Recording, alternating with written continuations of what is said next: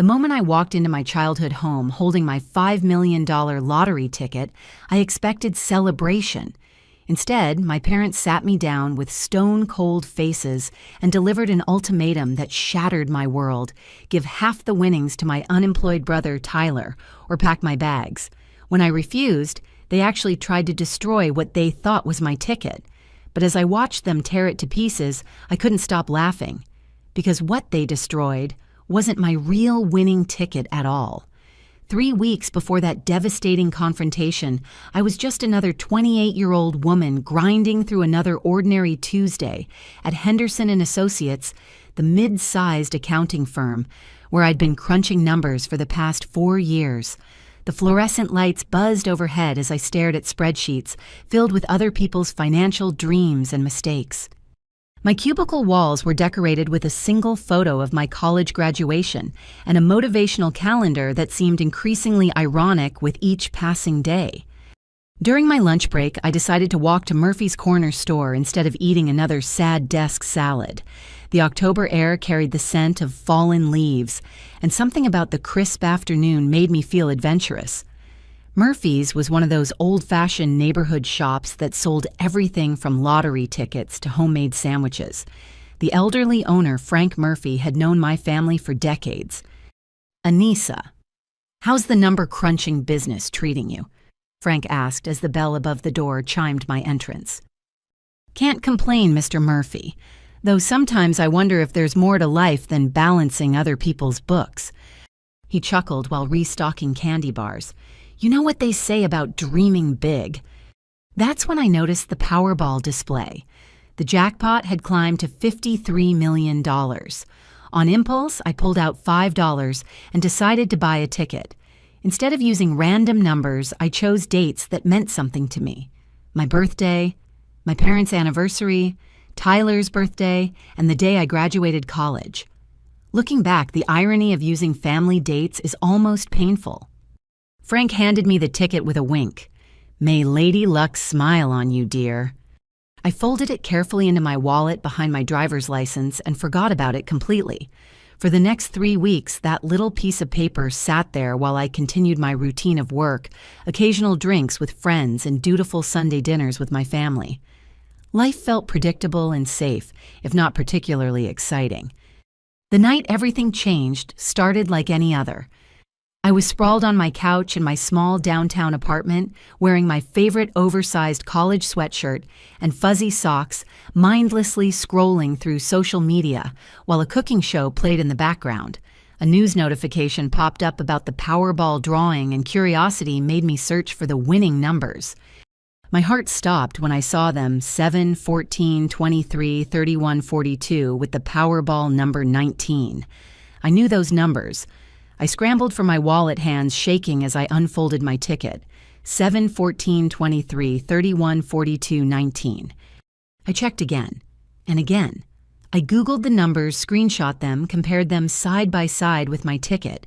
Every number matched perfectly. I had won $53 million, which after taxes would be about $32 million if I took the lump sum. But my ticket said $5 million because that was my share after the annuity calculations. My first instinct was to call someone to scream with joy to share this incredible moment, but something held me back.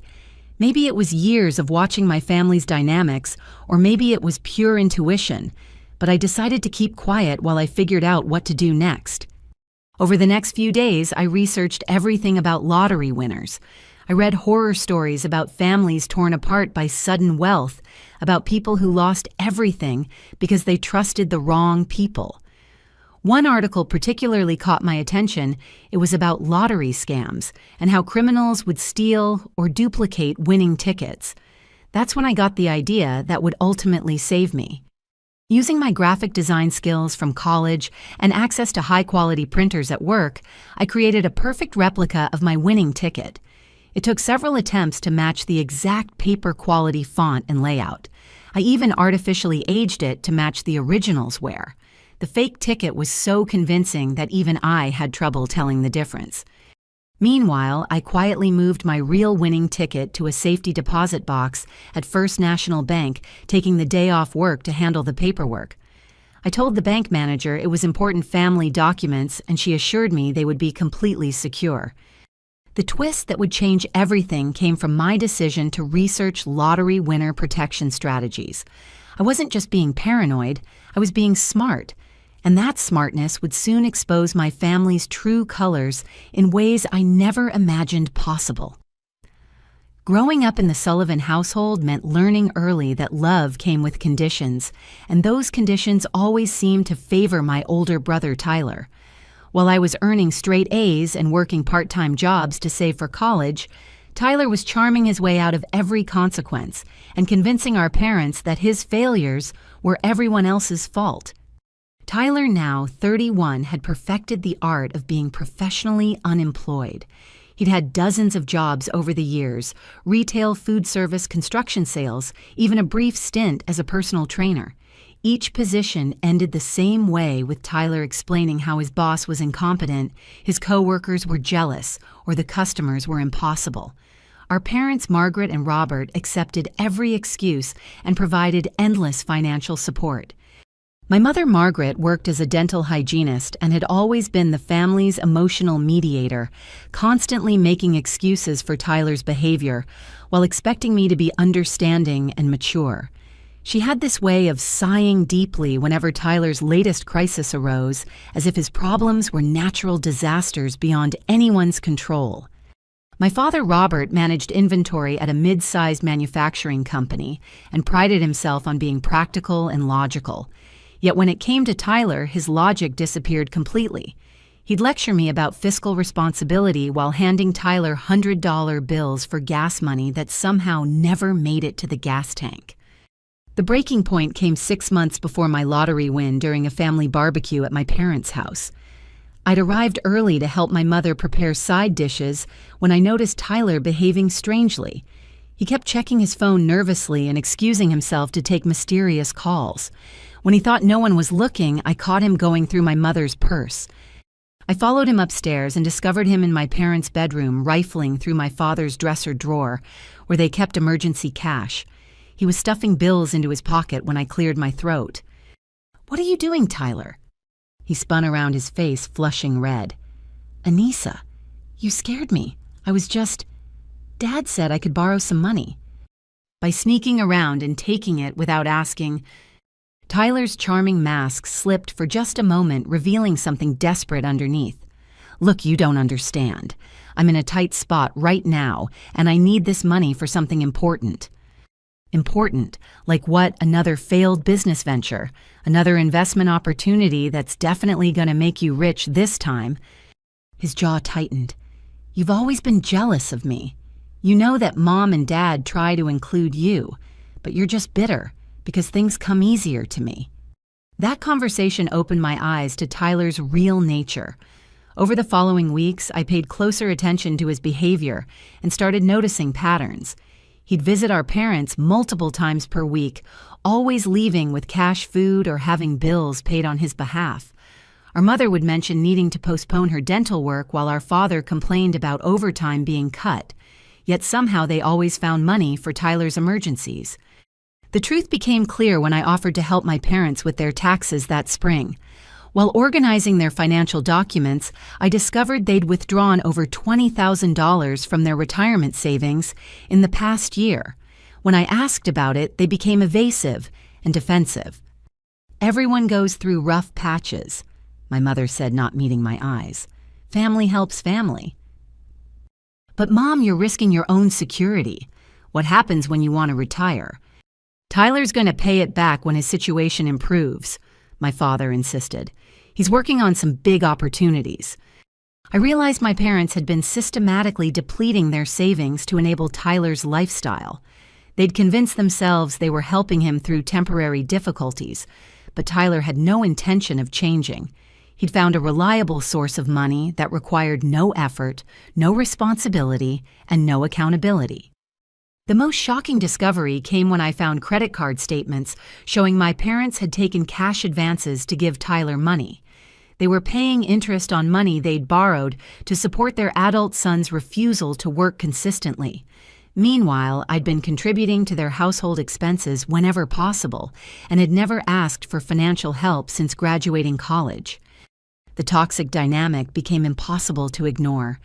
Tyler was the golden child who could do no wrong, while I was expected to be endlessly understanding and supportive. His failures were met with sympathy and financial rescue, while my successes were taken for granted. If I ever needed help, I was told to be more independent and responsible. This pattern of favoritism had shaped every major decision in our family for years. Tyler received a car for his 16th birthday, while I was told cars had to be earned. He got his college tuition paid while I worked multiple jobs and took out loans. When he dropped out junior year, there were no consequences. When I graduated with honors, the celebration lasted about 5 minutes before the focus shifted back to Tyler's latest crisis.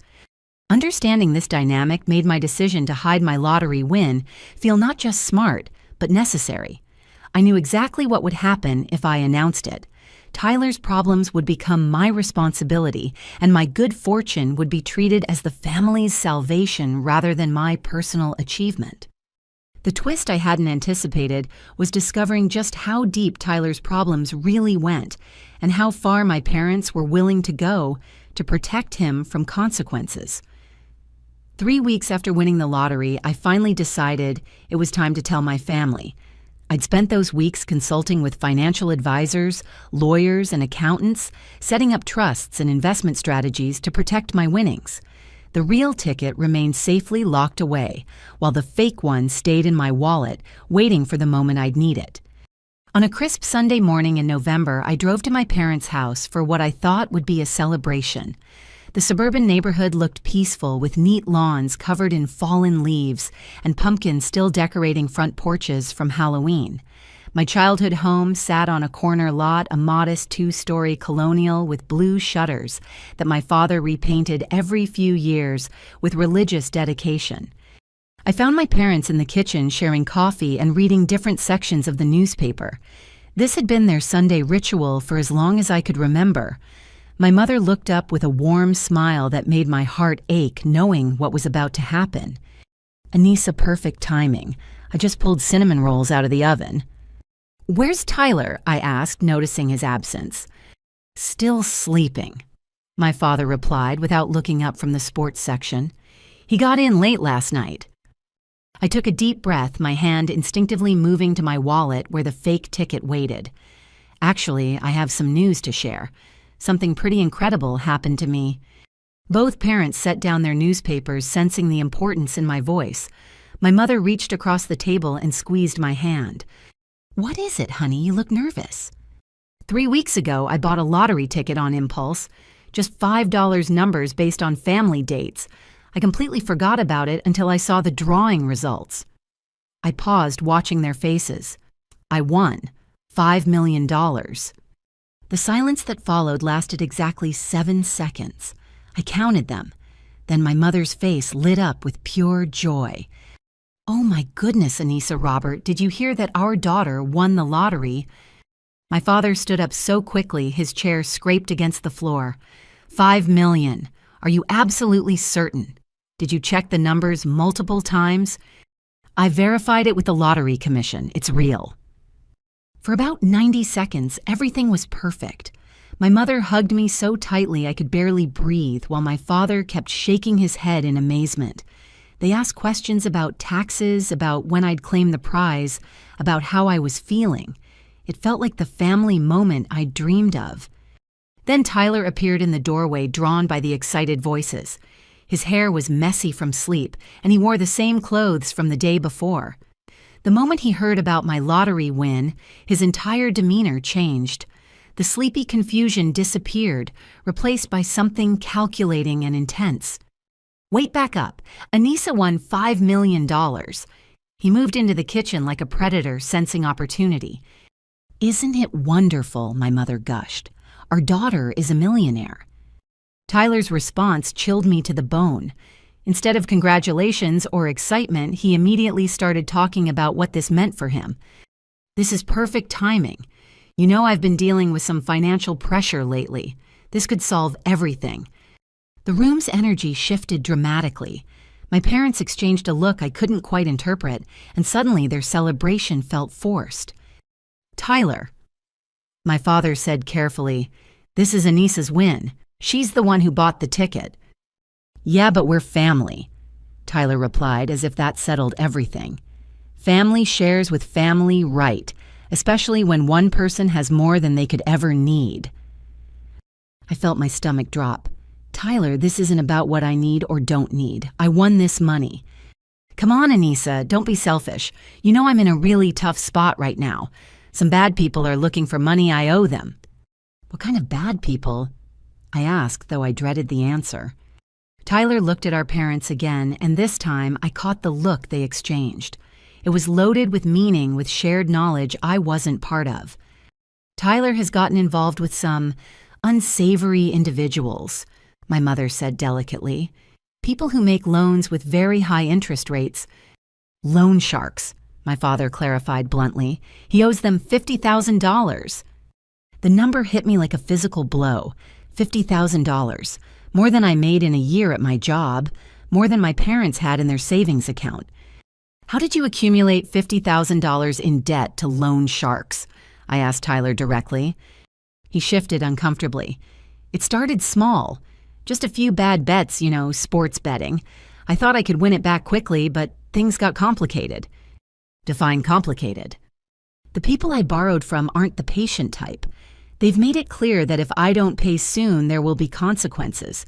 Not just for me, but for the whole family." My mother's face went pale.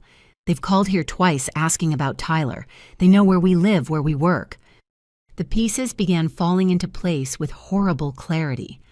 "How long has this been going on?" 6 months, my father admitted. "We've been trying to help Tyler handle it quietly, but the amount keeps growing with interest and penalties." "We've already given him everything we can," my mother added. "We liquidated our retirement savings, took cash advances on credit cards, even borrowed against the house." I stared at my parents in shock.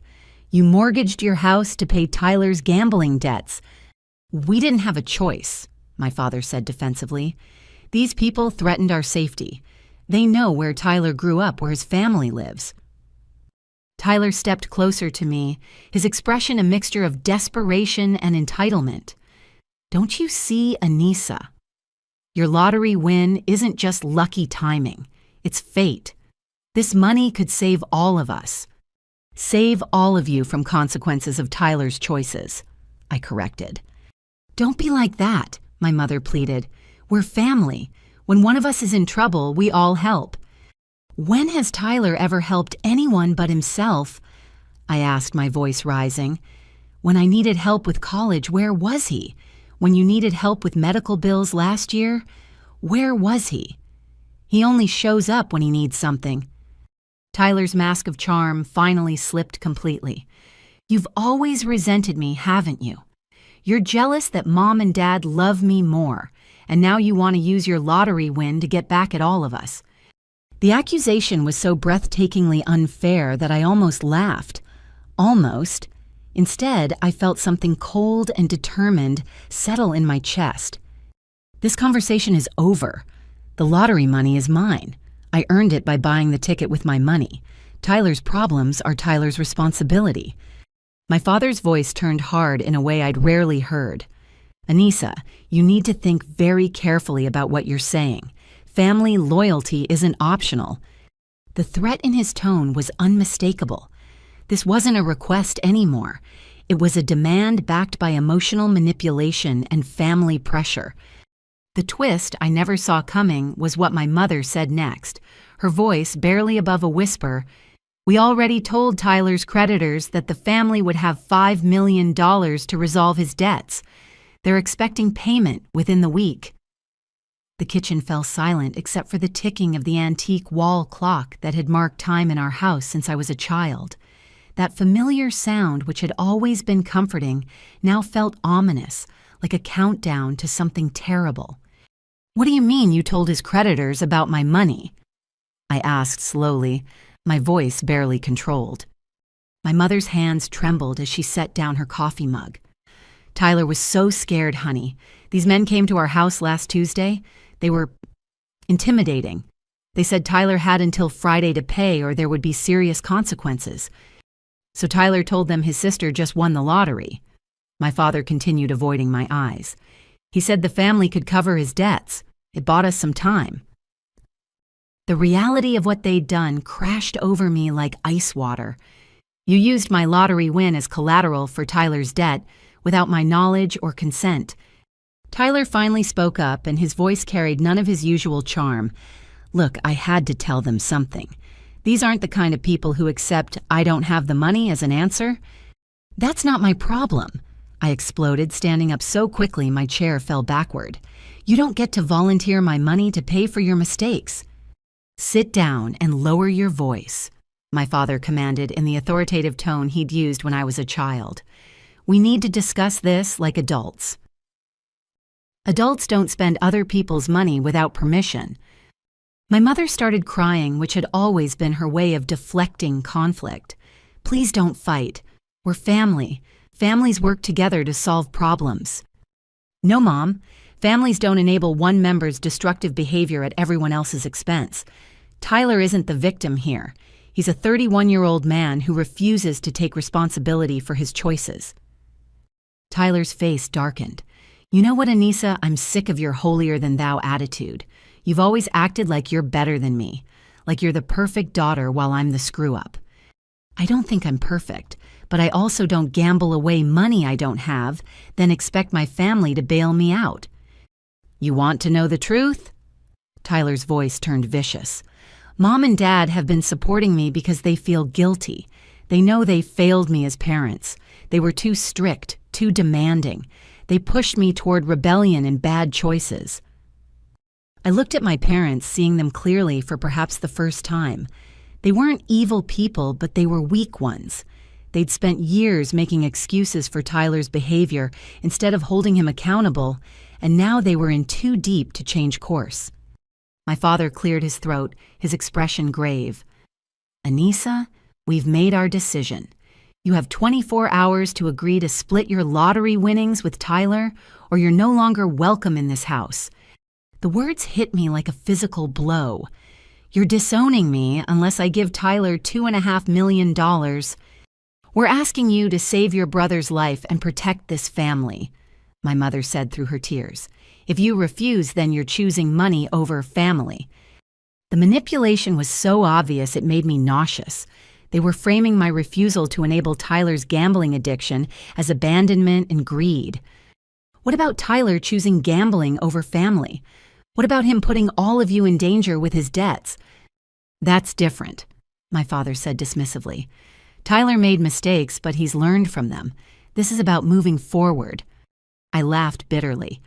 Tyler has been making the same mistakes for 15 years. Every crisis is supposedly the last one. Every bailout is supposedly the final time you'll have to rescue him. Tyler stepped closer, his eyes cold. You don't understand the pressure I've been under. You've always had everything easy. Good grades came naturally. You got scholarships. You landed a stable job. Some of us have to work harder for success. Work harder, Tyler. When was the last time you held a job for more than 6 months? That's not fair. The economy is tough, and employers don't appreciate loyalty anymore. The conversation was becoming circular, with Tyler deflecting responsibility and my parents enabling his excuses. I realized this wasn't really about the money. It was about power and control. They'd discovered leverage over me and intended to use it. My father pulled out his phone and showed me the screen. I've scheduled a meeting with our financial advisor for tomorrow afternoon. He'll help us figure out the best way to transfer your winnings to cover Tyler's debts and set up a trust for his future security. The arrogance was breathtaking. They'd already moved forward with plans for my money as if my consent was merely a formality. I also called the lawyer who handled our mortgage refinancing, my mother added. He said there might be tax implications for large family transfers, but nothing we can't handle. They'd been busy during the week since Tyler told them about my lottery win. While I'd been processing the news and making responsible financial arrangements, they'd been planning how to spend my money. So let me understand this correctly, I said, fighting to keep my voice steady. You've already promised Tyler's dangerous creditors that I'll pay his debts. You've scheduled meetings with financial professionals to manage my money. You've researched the legal implications of transferring my winnings, all without asking me. We knew you'd need time to process, my father said. We were just preparing options to make the transition smoother. And if I refuse, the silence stretched for nearly a minute. Finally, my mother spoke, her voice barely audible. Then you're not the daughter we raised. The daughter we raised would put family first. Tyler nodded emphatically. Exactly. This is about who you really are, Anissa. Are you the selfish, greedy person you're acting like right now, or are you the loving sister who cares about her family's safety and future? The emotional manipulation was so thick I could practically taste it. They were rewriting history, making my refusal to enable Tyler's addiction into a character flaw, my desire to keep my own winnings into greed and selfishness. My father checked his watch. You have until noon tomorrow to decide. If you agree to help Tyler, we'll celebrate and move forward as a family. If you refuse, we'll expect you to pack your things and leave. This isn't my house anymore, I pointed out. I moved out 6 years ago. But you're still part of this family, my mother said, until tomorrow at noon. The threat was clear and final. Submit to their demands or lose my family forever. They were betting that I loved them more than I valued my independence and self-respect. They were gambling that I'd cave under pressure, just like I had so many times growing up when faced with their disapproval. What they didn't know was that I'd spent 3 weeks preparing for exactly this moment. I'd researched family lottery disputes, consulted with lawyers about protecting assets, and most importantly, I'd created the perfect insurance policy against their manipulation. The fake lottery ticket in my wallet was about to prove its worth, because if my family wanted to destroy my happiness and steal my winnings, I was going to let them try. And when they did, I'd have all the evidence I needed to show them exactly who they really were. The twist they never anticipated was that their own greed and manipulation would become their downfall.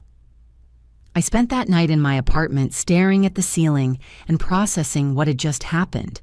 The family I'd grown up with, the people who were supposed to love me unconditionally, had given me an ultimatum: sacrifice my future for Tyler's mistakes, or lose them forever.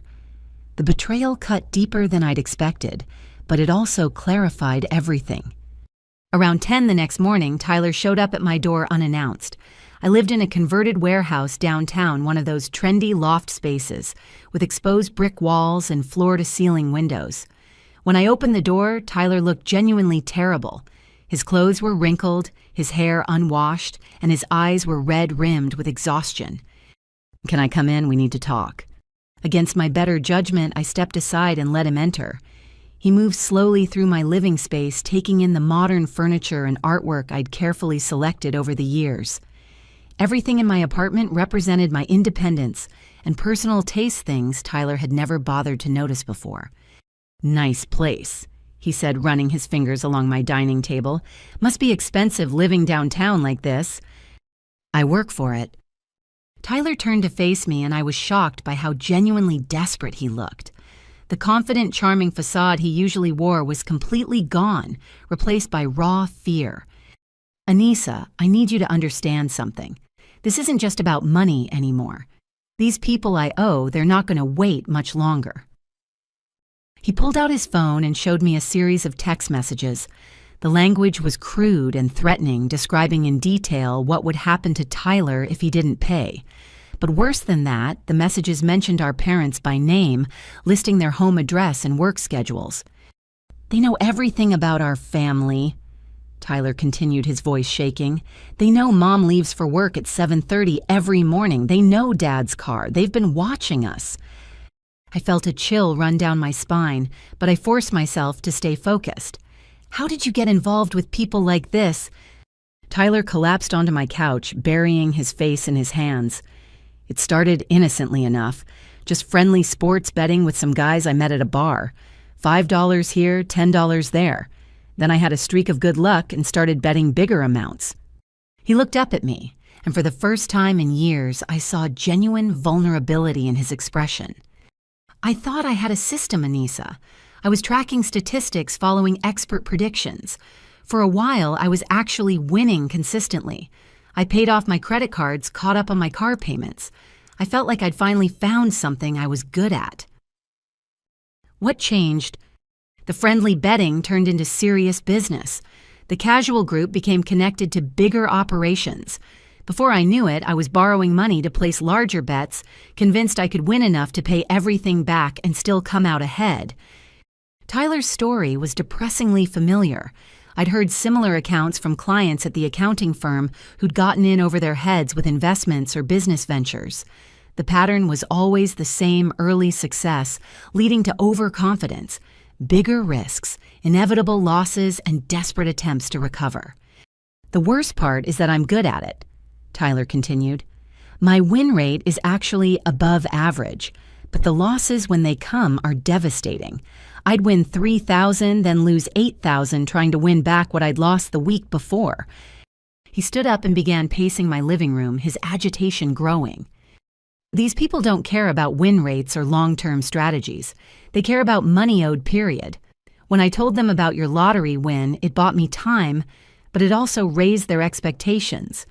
Now they think the family has access to millions of dollars. I felt my anger building again. So you made my lottery win their business without asking me. I was desperate. They were talking about sending a message to the family. Do you know what that means? Actually, I didn't want to know. But Tyler's fear seemed genuine, and despite my anger, I felt a flicker of concern for my parents' safety. What exactly did you tell them? I said my sister had won $5 million and that the family would pay my debts within a week. I showed them news articles about the lottery drawing and convinced them I was telling the truth. The implications were worse than I'd realized. Tyler hadn't just mentioned my win, he'd provided proof and made concrete promises about payment. Tyler stopped pacing and looked directly at me. Anissa, I know I've made terrible choices. I know I've disappointed everyone, especially Mom and Dad, but I can't change what's already happened. All I can do is try to fix it and move forward. By taking my money. By accepting help from family when I desperately need it. Look, I've been thinking about this all night. I don't need half of your winnings. Even $1 million would be enough to pay off all my debts and give me a fresh start. I almost laughed at his attempt at negotiation, as if reducing his demand from $2.5 million to $1 million made it reasonable. Tyler, the amount isn't the point. The point is that you're asking me to enable your gambling addiction instead of getting help. I'm not addicted. He snapped, his desperation flaring into anger. I made some bad bets during a rough period in my life. That doesn't make me an addict. You borrowed $50,000 from dangerous people to gamble with. How is that not addiction? Tyler's expression darkened. You know what your problem is, Anissa. You've never taken a real risk in your life. You've never put yourself on the line for anything meaningful. You just play it safe, follow the rules, and judge people who dare to dream bigger. The attack was so unfair, it took my breath away. I take risks every day. I moved out on my own, built a career, created an independent life. Those are positive risks. Safe risks, Tyler countered. Calculated, conservative choices that any responsible person would make. I'm talking about real risks, the kind that can change your entire life. Like gambling with money you don't have. Like believing in yourself enough to bet on your own judgment and skills. We were talking in circles with Tyler reframing his gambling problem as entrepreneurial spirit and my criticism as jealousy. I realized this conversation wasn't about finding a solution. It was about Tyler trying to manipulate me into submission through a combination of fear, guilt, and personal attacks. Then Tyler played what he clearly thought was his ace card. There's something else you need to know, he said, his voice dropping to a whisper. I told Mom and Dad that if you don't help me, I'm going to kill myself. The words hung in the air like poison. I stared at my brother, trying to process what he'd just said. You threatened suicide to manipulate our parents. I didn't threaten anything. I just explained that I couldn't live with the consequences if these people hurt our family because of my debts. I told them I'd rather be dead than responsible for something happening to them. The manipulation was so calculated and cruel that I felt physically sick. Tyler had weaponized our parents' love for him, using their fear of losing him to pressure me into compliance. That's emotional terrorism, Tyler. That's honesty about how desperate I am. He moved closer to me, his eyes intense and pleading. Anissa, I swear to you, if you help me this one time, I'll never ask for anything again. I'll get professional help for my gambling. I'll find a steady job and stick with it. I'll pay you back every penny over time. I'd heard versions of this speech dozens of times over the years. Tyler always promised to change after each crisis, and the promises always proved empty. You said the same thing when Mom and Dad bailed you out of credit card debt 2 years ago. You said it when they paid your car loan last year. You said it when they covered your apartment deposit 6 months ago. This time is different. This time, the consequences are serious enough to motivate real change. The consequences have always been serious, Tyler. You just never had to face them because Mom and Dad kept rescuing you. Tyler's facade of vulnerability cracked completely, revealing the manipulative person underneath. Fine. You want to play hardball? Here's the reality: if you don't help me and something happens to our parents because of my debts, that's on you. You could have prevented it with money you'll never miss, but you chose your pride over their safety. The threat was clear and vicious. Tyler was making me responsible for potential violence against our parents if I didn't pay his debts. He was twisting his own poor choices into my moral obligation. Get out of my apartment, I said quietly. Anissa, please, just think about what I've said. Get out, now. Tyler hesitated for a moment, then walked toward the door. Before leaving, he turned back one final time. You know what the saddest part is? I actually looked up to you when we were kids. I thought you were smart and strong and everything I wanted to be. But you're just selfish and cold. After he left, I sat in my living room for a long time, processing everything he'd said. The threats, the manipulation, the guilt trips, the emotional terrorism. Tyler had revealed exactly who he was, and it was worse than I'd imagined. But what disturbed me most was realizing that my parents had known about his suicide threat and still demanded that I pay his debts. They were willing to use their son's supposed suicidal desperation to coerce their daughter into financial compliance. The fake lottery ticket in my wallet suddenly felt like the smartest decision I'd ever made, because Tyler and my parents were about to discover exactly what happened when they tried to manipulate someone who'd prepared for their betrayal. That afternoon, I sat at my kitchen table with both lottery tickets spread out before me. The real one, which had been safely stored in my bank vault, and the fake one I'd created with painstaking detail. Even side by side, the differences were nearly impossible to detect. The paper quality, the printing, the subtle aging I'd applied, everything was perfect. Creating the fake ticket had taken considerable skill and research. During my college years, I'd minored in graphic design alongside my accounting major, learning about typography, color matching, and printing techniques. What started as a creative outlet had become the tool that would save me from my family's manipulation. I'd spent hours studying authentic lottery tickets, measuring fonts, analyzing paper textures, and perfecting the color saturation. The hardest part was aging the fake ticket to match the wear pattern of the real one.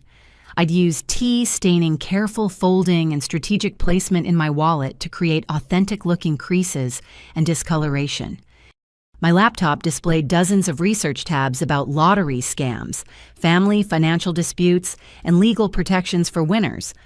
I'd learned that lottery ticket theft was more common than most people realized, especially within families. Winners were often pressured, threatened, or manipulated by relatives who felt entitled to share the winnings. Armed with this knowledge, I'd developed a comprehensive protection strategy.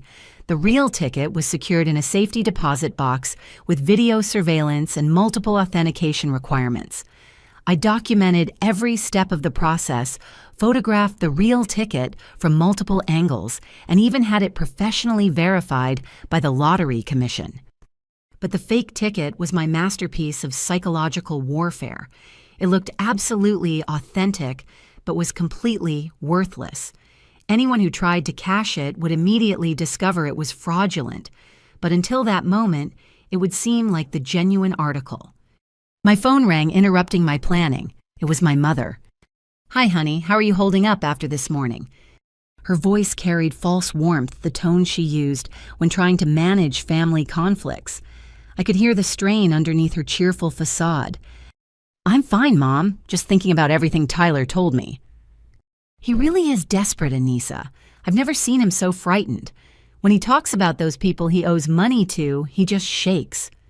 "Did he mention his suicide threat to you?" There was a long pause. "He's not thinking clearly right now. The stress has him saying things he doesn't really mean.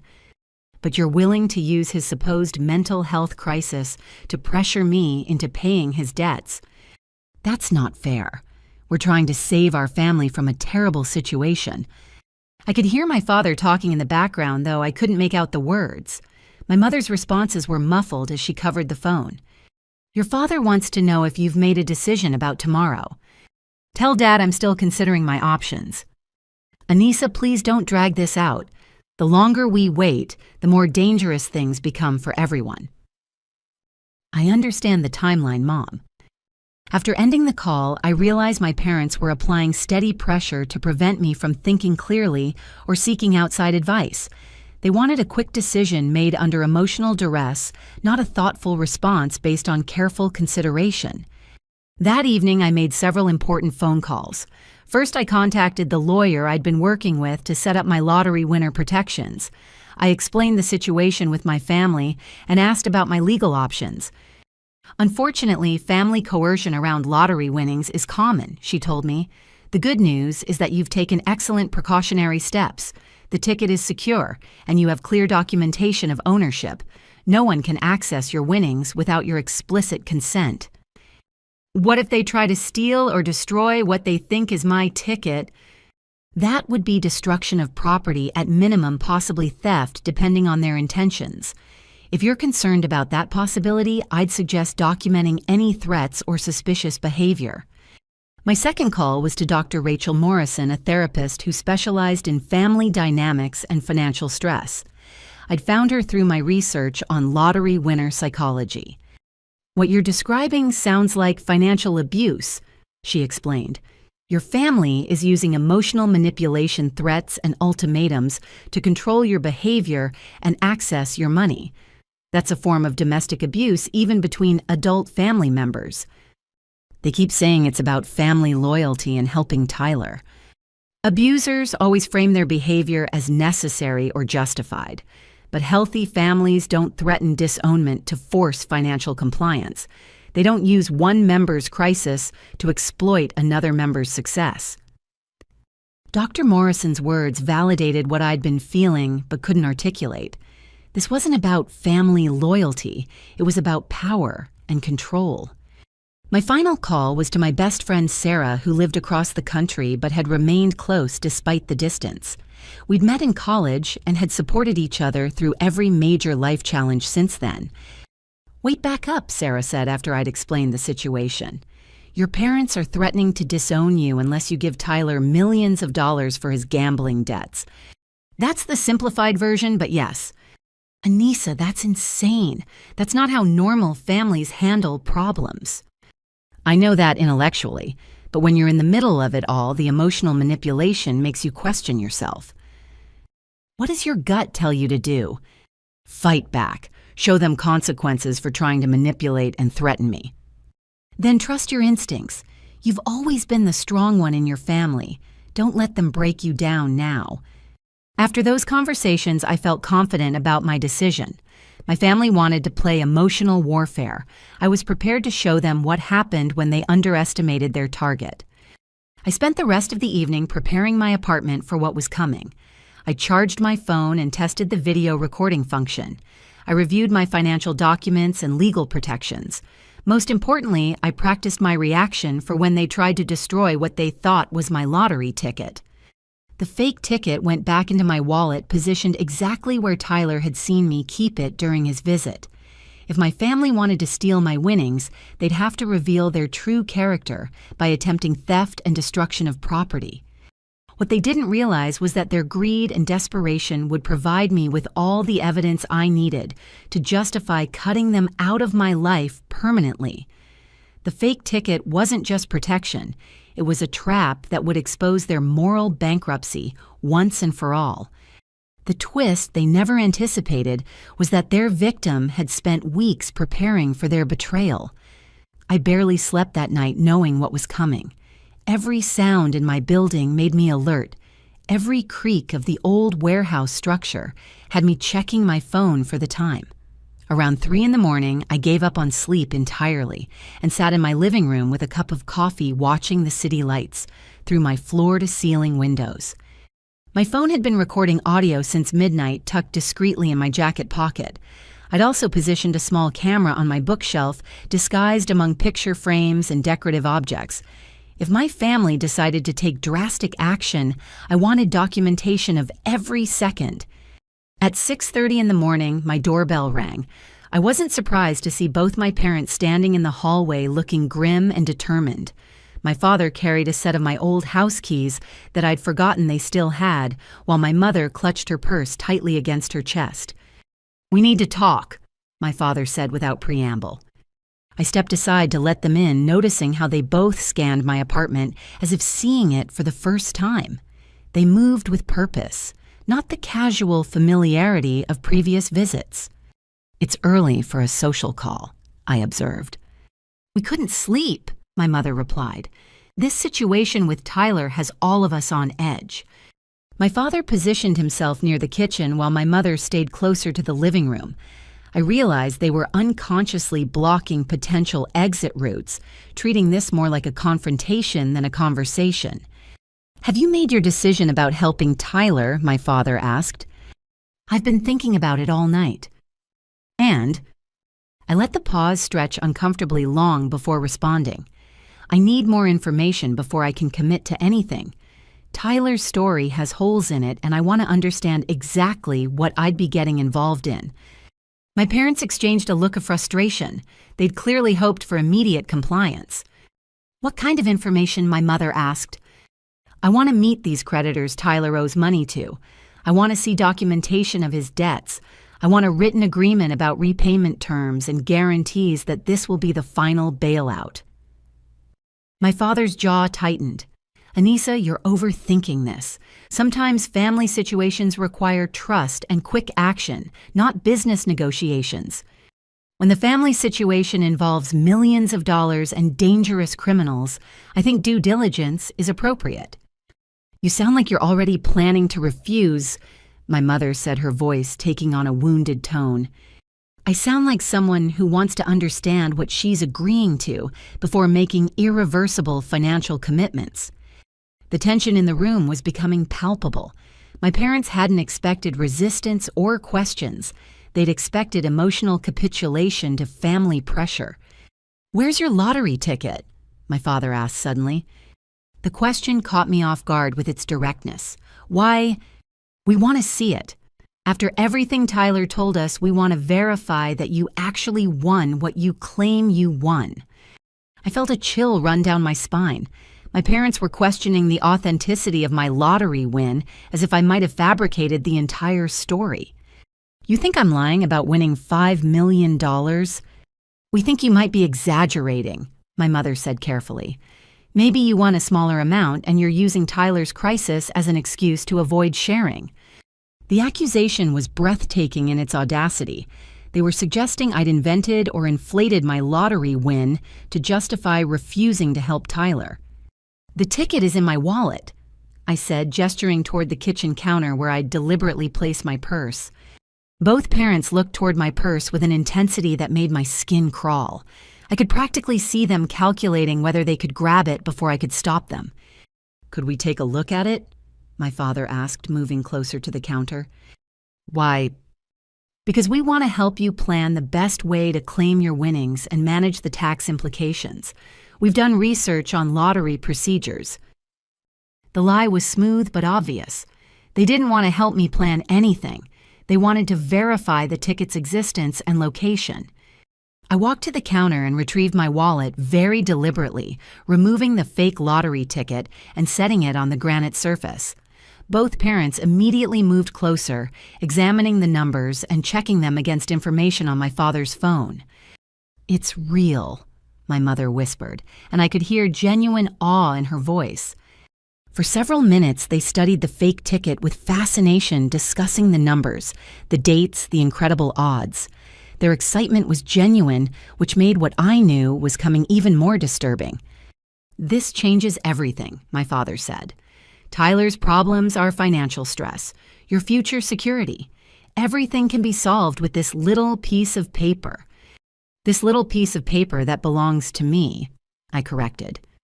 The reminder seemed to snap them back to their mission. My mother's expression hardened while my father stepped closer, his body language becoming more aggressive. "Anissa, we've been patient with you, but time is running out. Tyler's creditors expect payment today. We need your decision right now." "My decision is that I need more time to think." "Time we don't have," my father replied sharply. I picked up the fake ticket and returned it to my wallet, then walked toward my bedroom. "I'm going to get dressed. We can continue this conversation later." "Wait," my mother called after me. "Don't just walk away from this." But I continued into my bedroom and closed the door behind me. Through the thin walls of my converted loft, I could hear my parents talking in urgent, hushed tones. I couldn't make out specific words, but their tone was clearly conspiratorial. I got dressed slowly, taking extra time to brush my teeth and fix my hair. I wanted to give my parents plenty of opportunity to reveal their true intentions. When I emerged from the bedroom 20 minutes later, both parents were still in my living room, but their positions had changed. My mother was sitting on my couch while my father stood near the kitchen counter, where I'd left my purse. "Feel better?" my mother asked with forced cheerfulness.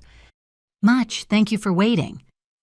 We talked for another hour about family loyalty, Tyler's situation, and their expectations for my lottery winnings. The conversation was circular and increasingly tense, with my parents growing more frustrated by my refusal to commit immediately. Finally, they announced they needed to leave. "We're going to check on Tyler," my mother explained. "He's been so anxious about today. Tell him I'm still considering everything." After they left, I waited 30 minutes, then checked my apartment carefully. Nothing seemed disturbed, but I noticed my purse had been moved slightly on the counter. The change was subtle, just a few inches, but I'd positioned it deliberately and knew exactly where it had been. They'd gone through my purse while I was getting dressed. They'd confirmed the location of what they thought was my lottery ticket. I spent the rest of the day running errands and staying away from my apartment. I wanted my parents to believe I was going about my normal routine, unaware of their planning. In reality, I was giving them time to finalize whatever scheme they were developing. That evening, Tyler called me. "How did the conversation with Mom and Dad go this morning?" "They're very concerned about your situation." "Did you tell them you'd help me?" "I told them I needed more time to think." Tyler's frustration was obvious even over the phone. "Anissa, I don't have more time. These people are expecting payment tonight. If I don't deliver, they're going to assume I was lying about having access to the money. Maybe you should have thought about that before you told them about my lottery win without my permission." "Damn it, Anissa, this isn't a game. People could get hurt." "Then maybe you should turn yourself into the police and ask for protection from your creditors." Tyler hung up on me without responding. An hour later, my mother called. "Tyler is having a complete breakdown. He's talking about hurting himself if this situation doesn't get resolved. Then you should call a mental health crisis line and get him professional help. Or his sister could help him by sharing her lottery winnings." The emotional manipulation was relentless, but I'd prepared for it. "Mom, if Tyler is genuinely suicidal, that's a medical emergency that requires professional intervention, not money." After I hung up, I turned off my apartment lights and positioned myself near the window where I could watch the building entrance. If my family was planning something desperate, it would probably happen tonight. I didn't have to wait long. At 11:30, I saw my father's car pull up outside my building. 2 figures got out and used a key to enter through the main door. My parents were coming back, and they weren't here for another conversation. They were here to steal what they thought was my lottery ticket. The fake ticket I'd created was about to serve its ultimate purpose. I woke up at dawn after only a few hours of restless sleep.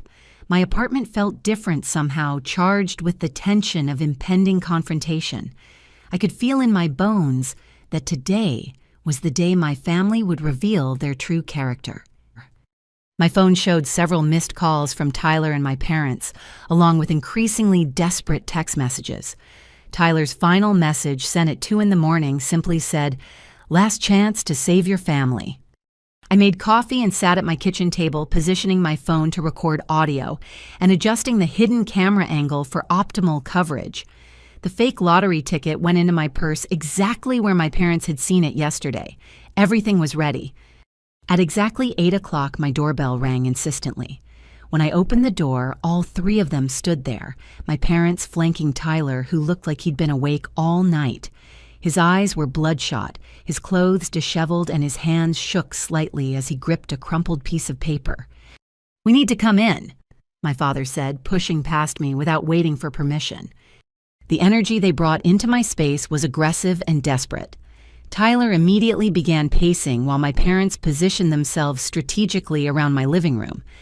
"Show her the note," my mother urged Tyler. Tyler unfolded the paper he'd been clutching and held it out to me. The handwriting was crude, threatening, and explicit about what would happen if payment wasn't received by noon today. "They slipped this under my apartment door sometime last night," Tyler said, his voice shaking. "They're done waiting." The note was genuinely frightening, describing violence in graphic detail and mentioning specific locations where my family could be found. Whether Tyler had written it himself or received it from actual criminals, the threat felt real. "Tyler, you need to take this to the police immediately." "The police can't protect us from these people," my father interrupted. "The only solution is to pay the debt and make this go away." "Using my lottery winnings." "Using family money to solve a family problem," my mother corrected.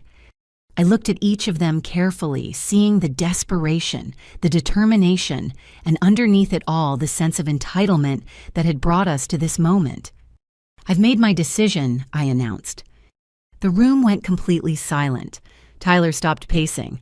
My parents leaned forward expectantly.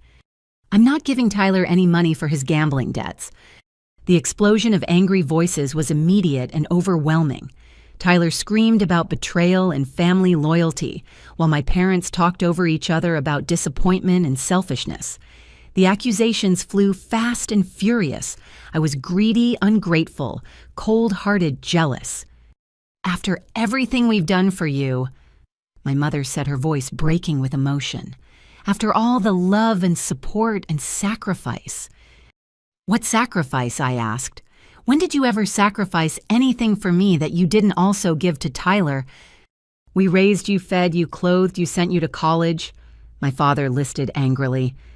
"You did the same for Tyler, plus bailed him out of debt repeatedly as an adult. Because Tyler needed more help. You were always self-sufficient."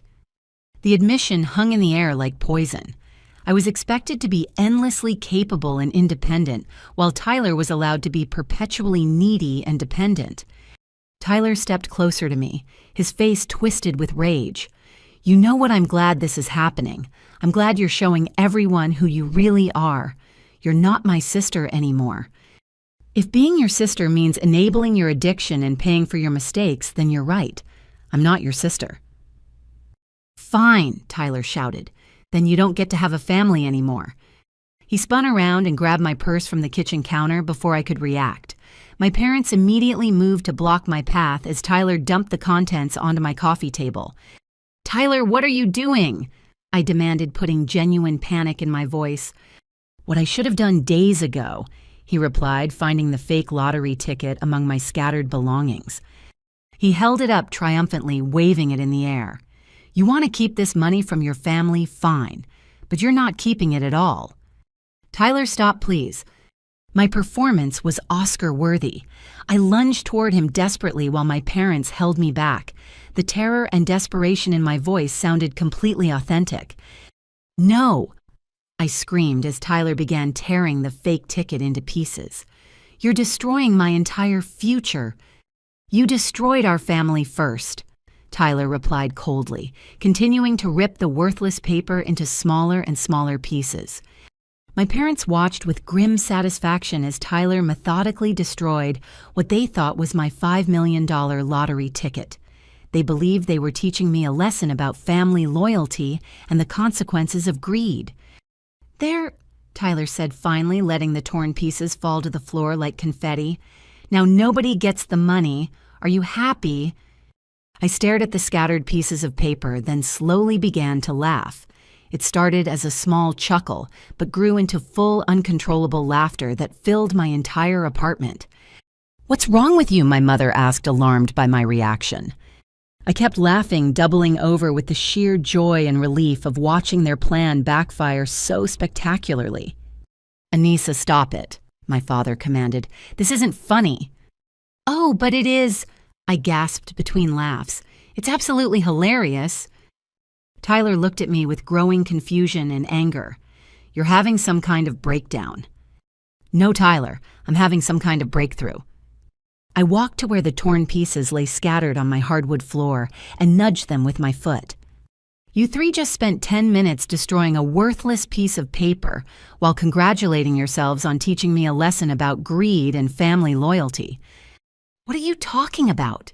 my mother whispered. "That wasn't my real lottery ticket, you idiots. That was a fake I created specifically for this moment." The silence that followed was absolutely deafening. All three of them stared at me in shock, their minds struggling to process what I'd just revealed. "That's impossible," Tyler said weakly. I pulled out my phone and showed them photos I'd taken of the real lottery ticket weeks ago, along with documentation from the bank where it was safely stored.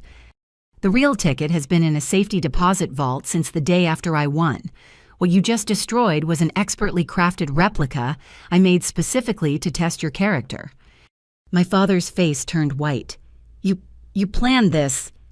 "I planned for the possibility that my own family might try to steal from me.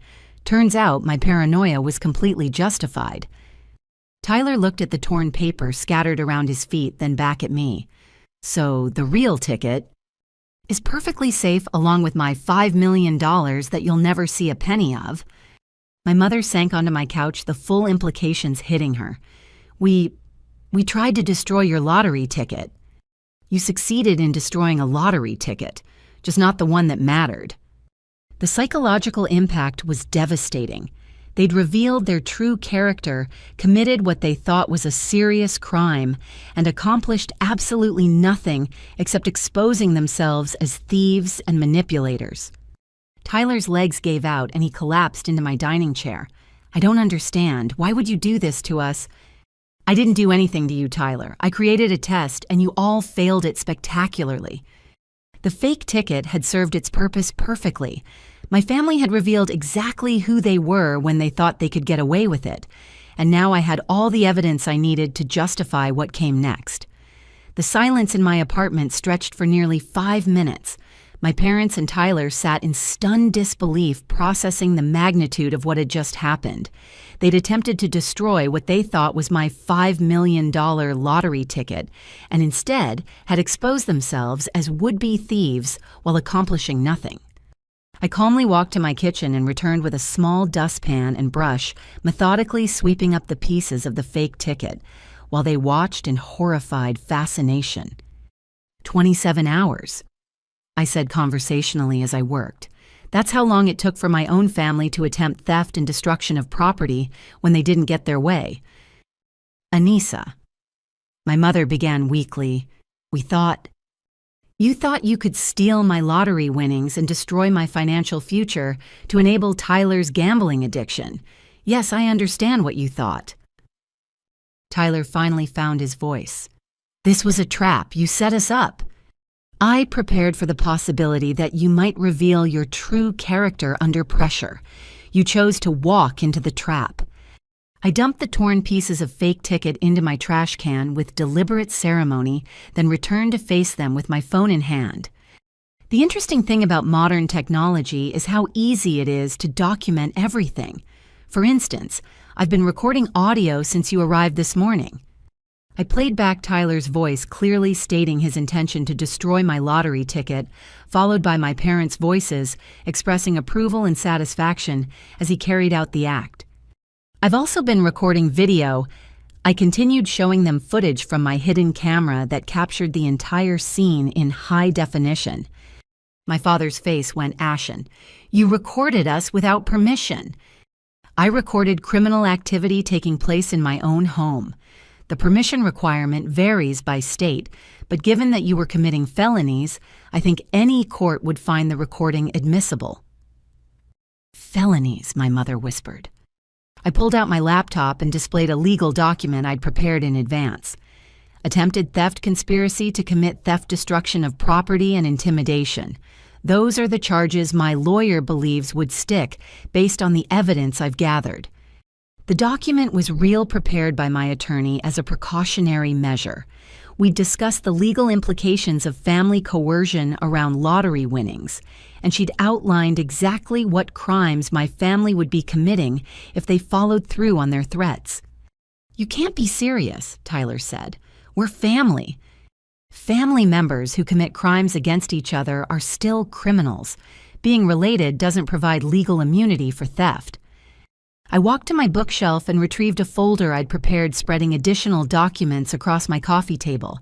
Bank records showing their depletion of savings to enable Tyler's addiction, credit card statements revealing cash advances for gambling debts, screenshots of Tyler's threatening text messages, a detailed timeline of their escalating demands and ultimatums. "I've been documenting this situation for weeks," I explained. "Every conversation, every threat, every manipulation attempt. My lawyer has copies of everything."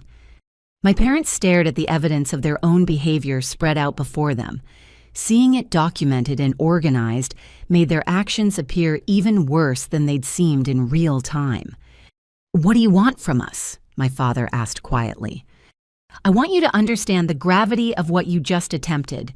You tried to steal millions of dollars from your own daughter to pay for your son's gambling debts. You were willing to destroy my financial security to enable his addiction." Tyler stood up abruptly, his face flushed with anger. "Stop calling it an addiction. I made some bad bets during a difficult period in my life. Tyler, you borrowed $50,000 from criminals to gamble with. You threatened suicide to manipulate our parents. You convinced them to liquidate their retirement savings and mortgage their house. That's not bad luck. That's addiction." "You don't know what you're talking about." I opened another file on my laptop and turned the screen toward them. "Actually, I know exactly what I'm talking about. I've spent the past month researching gambling addiction, family enablement, and financial abuse. I've consulted with therapists who specialize in addiction recovery." The screen displayed articles about gambling addiction signs and symptoms with Tyler's behaviors highlighted in yellow. The evidence was overwhelming and undeniable. "Tyler exhibits every classic sign of gambling addiction," I continued. "Loss of control, continued gambling despite negative consequences, lying about the extent of gambling activities, borrowing money to gamble, and using gambling to escape from problems." "That's not," Tyler started to protest. "You've lost multiple jobs because you were gambling during work hours. You've borrowed money from family members under false pretenses.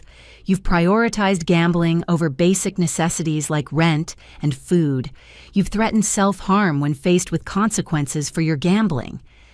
Each point I made was supported by documented evidence, employer termination letters, bank records, family loan agreements, and threatening messages. Tyler's defensive anger crumbled as he realized I'd assembled a comprehensive case file demonstrating his addiction. "How did you get all of this information?" "Most of it came from Mom and Dad during their attempts to convince me to pay your debts. They provided detailed information about your financial history while trying to justify why I should bail you out." My parents looked stricken as they realized their own words had provided evidence against Tyler and themselves. "The rest came from public records and social media. You've been surprisingly open about your gambling activities online, Tyler. Screenshots of your betting discussions, photos from casino visits, posts about big wins and losses. I showed them printouts of Tyler's social media activity over the past 2 years, painting a clear picture of escalating gambling behavior and increasing desperation. Now, here's what's going to happen. I announced, closing the laptop and looking directly at each of them. You have 2 choices. Option 1, I file criminal charges against all 3 of you for attempted theft, conspiracy, and related crimes. You'll be arrested, prosecuted, and likely convicted based on the evidence I've gathered. The threat was real and immediate. My documentation was thorough enough to ensure successful prosecution. Option 2. You acknowledge that what you attempted today was wrong. Tyler enters a residential gambling addiction treatment program within the week, and you all participate in family therapy to address the toxic dynamics that led to this situation.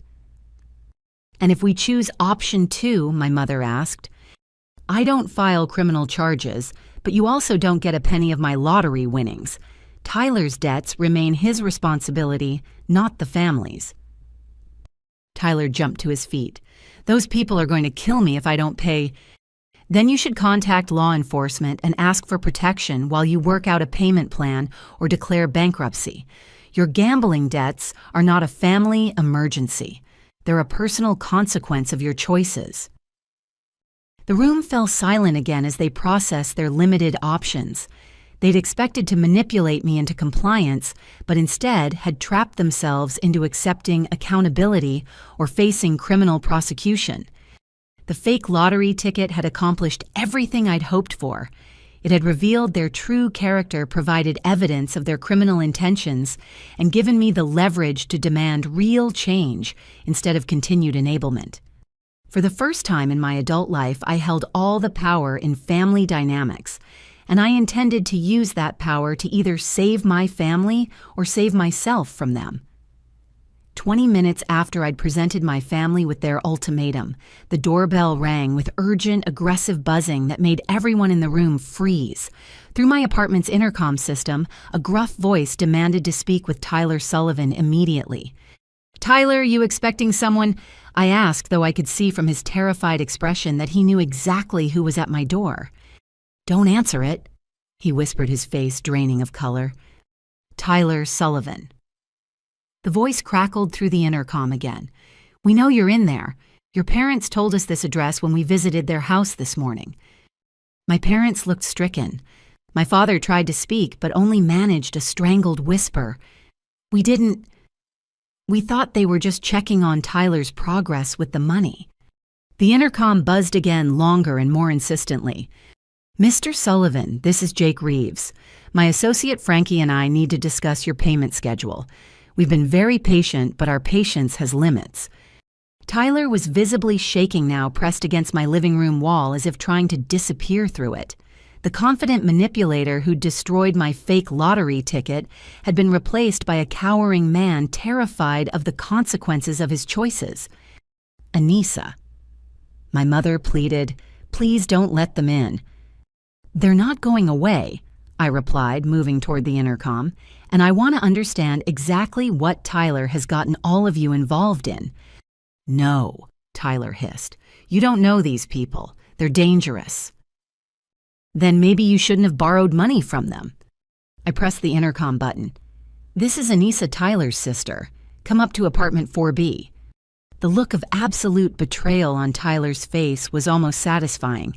He'd spent days trying to manipulate me with fear about these dangerous people, and now I was inviting them into my home to have an honest conversation.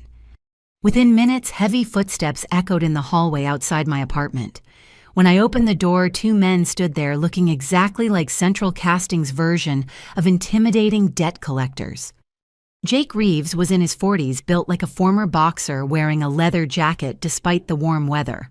His associate Frankie was younger but larger, with the kind of neck tattoos that suggested extensive familiarity with the criminal justice system.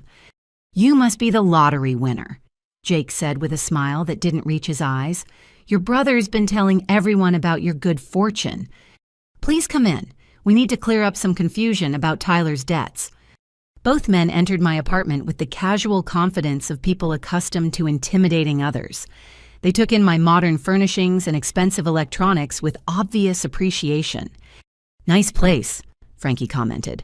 "Lottery money goes pretty far, huh?" "Actually, I earned this through my job. The lottery win is separate."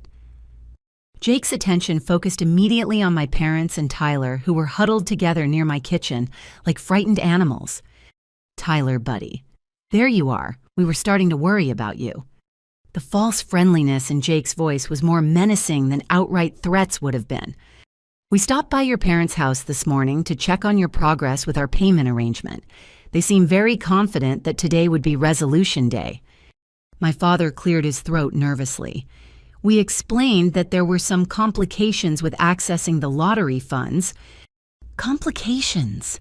Frankie repeated, his voice dropping to a dangerous whisper. "What kind of complications?" I stepped forward before my family could respond. "The complication is that Tyler lied to you. I never agreed to pay his gambling debts with my lottery winnings." Both men turned their attention to me with predatory focus. I could feel the threat radiating from them, but I'd prepared for this moment psychologically and legally. "So Tyler made promises he couldn't keep?" Jake asked. "Tyler made promises using money that doesn't belong to him, and never did." Jake nodded slowly as if processing this information. Then he turned back to Tyler with an expression that made my brother shrink further into the wall. "Tyler, Tyler, Tyler. You told us your sister was a team player. You said family loyalty meant everyone would contribute to solving your little problem." "She is family," Tyler stammered. "She's just being stubborn about the money." "Stubborn?" Frankie laughed, but there was no humor in the sound. "Or smart. Maybe she knows something about your situation that you haven't shared with us." The two men moved closer to Tyler, and I could see him beginning to panic. "What do you mean?" Tyler asked. Jake pulled out a tablet and began scrolling through information. "See, after our conversation last week, we did some research on your background. Very interesting reading." He turned the tablet screen toward my family, displaying what appeared to be financial records and background check results. "Turns out Tyler here isn't just a recreational gambler with bad luck. He's been running a little side business we weren't aware of." The room went completely silent. Tyler's face turned ashen while my parents looked confused. "What kind of side business?" I asked. Frankie took over the explanation with obvious relish. "Your brother has been taking bets from other people, then using our operation to place those bets. When he wins, he keeps a percentage and pays out his customers. When he loses, he keeps the customers' money and tells them the bets are still pending," Jake finished. "Pretty clever system, except he got greedy and started keeping money from winners, too." The implications hit me like a freight train. Tyler wasn't just a gambling addict. He was running a betting scam, using other people's money. "How much money are we talking about?" I asked. Jake consulted his tablet again. "According to our investigation, Tyler has collected approximately $200,000 from various customers over the past 8 months. The $50,000 he owes us is just what he's lost of his own money." My parents stared at Tyler in horror as the full scope of his criminal activity became clear. "Tyler," my mother whispered, "is this true?" Tyler's response was barely audible. "It wasn't supposed to work like this. I was going to pay everyone back when I hit a big win." "But you never hit a big win," Frankie observed. "You just kept losing and digging the hole deeper." Jake put away his tablet and addressed my family directly. "So here's our problem. Tyler owes us $50,000 in gambling debts, but he also owes his customers approximately $150,000 in fraudulent betting schemes. Some of those customers are becoming impatient." "What does that mean?" my father asked. "It means other people are looking for Tyler people who make us look like choir boys, and when they find him, they're not going to be interested in payment plans or family negotiations." The criminal web Tyler had created was far more complex and dangerous than any of us had realized. He wasn't just an addicted gambler, he was a con artist who defrauded multiple people while using his family as unwitting accomplices. So when Tyler told us about his sister's lottery win, Jake continued, "We figured that was perfect timing. $5 million would cover his debts to us, his debts to his customers, and provide a nice bonus for our trouble and investigation time." But now we learn that sister isn't willing to cooperate, Frankie added with false sadness. The threat was becoming explicit. They weren't just here to collect Tyler's debt. They were here to collect what they felt was owed from his entire betting scam operation. I understand your frustration, I told them calmly, but Tyler's criminal activity is his responsibility, not his family's. Jake smiled that cold smile again. See, that's where you're wrong. Tyler made this a family problem when he used your lottery win as collateral for his promises. He made it our business when he gave us this address and your names as references for his creditworthiness. The trap Tyler had created for my family was even worse than I'd imagined. His lies and manipulations had made all of us targets for multiple groups of dangerous criminals. But what neither Tyler nor his creditors had anticipated was that I'd been preparing for exactly this scenario. The fake lottery ticket had been just the beginning of my comprehensive protection strategy. As Jake and Frankie's revelations about Tyler's criminal operations sank in the atmosphere, and my apartment became suffocating. My parents looked like they'd aged 10 years in the past hour while Tyler appeared on the verge of complete collapse. I need to understand something, I said to Jake, maintaining my composure despite the growing tension. You're saying Tyler isn't just a gambler with bad luck, but someone running a fraudulent betting operation. Jake nodded, pulling out his tablet again. Tyler would approach people, coworkers, neighbors, friends from bars, and offer to place sports bets for them through what he claimed were professional connections, with better odds than regular bookies. He'd collect money from multiple people for the same game, Frankie continued. If the bets won, he'd pay out some customers, but not others, claiming their bets were still processing. If the bets lost, he'd tell everyone the bets were still pending, while he used their money for his own gambling. The sophistication of Tyler's scam was stunning. He'd essentially created a Ponzi scheme using sports betting as cover. How many people are we talking about? I asked. At least 30 customers over 8 months, Jake replied. Small amounts individually, 2,000 here, 5,000 there, but it adds up quickly. My mother made a small, wounded sound. Tyler, how could you do this to innocent people? Tyler's response was defensive and pathetic. I was going to pay everyone back. I just needed one big win to make everything right. With whose money? I demanded. You'd already spent your customers' money on your own gambling. I was using credit advances and loans to keep the system running until I could hit a jackpot. The delusion was complete. Tyler had convinced himself that stealing from dozens of people was justified because he intended to pay them back with hypothetical future winnings. Jake looked at his watch with obvious impatience. This family therapy session is touching, but we have business to conclude. Tyler owes us $50,000 plus interest and investigation fees. His customers collectively are owed about $150,000 in fraudulent bets. Total debt, approximately $220,000. The number hung in the air like a death sentence. And you expect me to pay that with my lottery winnings, I stated. Tyler made commitments on behalf of his family, Frankie replied. We're just here to see those commitments honored. Those commitments were made without my knowledge or consent. Jake's expression hardened. Lady, I don't care about your family's internal politics. Tyler used your lottery win as security for his debts. That makes you a party to this arrangement whether you like it or not. The legal absurdity of their position would have been laughable if not for the very real threat they represented. That's not how contracts work, I replied calmly. Tyler can't use assets he doesn't own as collateral. Maybe not legally, Jake admitted, but we're not operating in the legal system here.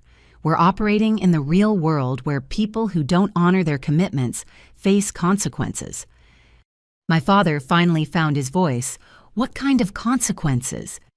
Instead of answering directly, Frankie pulled out his phone and showed my father a series of photographs. I couldn't see the images clearly, but my father's reaction told me everything I needed to know. Jesus Christ, my father whispered, his face going white. Those are examples of what happens to people who run betting scams and don't make restitution, Jake explained conversationally. We don't like being used as unwitting participants in fraud operations. Tyler slumped against the wall, apparently realizing for the first time that his con game had made him a target for people far more dangerous than ordinary loan sharks. But here's the good news, Jake continued with false cheerfulness.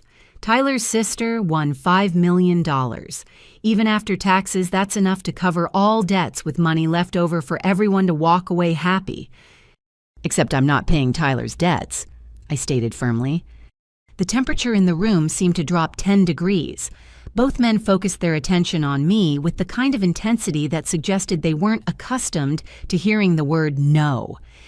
Ms. Sullivan, Jake said slowly, I think you might be misunderstanding the seriousness of this situation. I understand it perfectly. Tyler committed fraud against multiple people while accumulating gambling debts he can't pay. Those are his problems, not mine. Frankie stepped closer and I could smell cigarettes and cheap cologne. Those problems become family problems when Tyler made promises using family assets.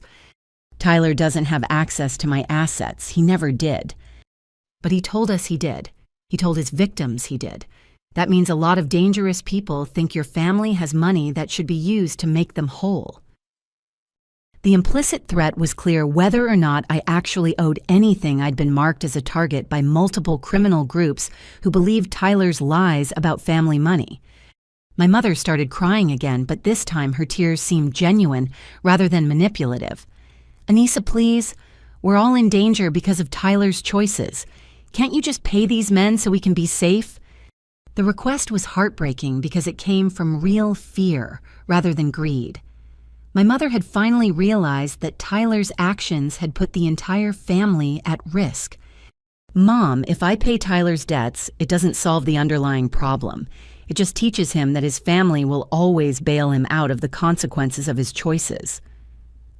But it would solve the immediate problem, my father added desperately. We could all be safe, and then Tyler could get help for his addiction. I looked at my family, truly looked at them, and saw people who'd been systematically destroyed by Tyler's manipulation and lies. They weren't evil. They were victims of his sociopathic behavior. There's something you all need to understand about Tyler's situation, I said quietly. This isn't his first criminal enterprise. Tyler's head snapped up. What are you talking about? I walked to my laptop and pulled up additional research I'd conducted over the past weeks.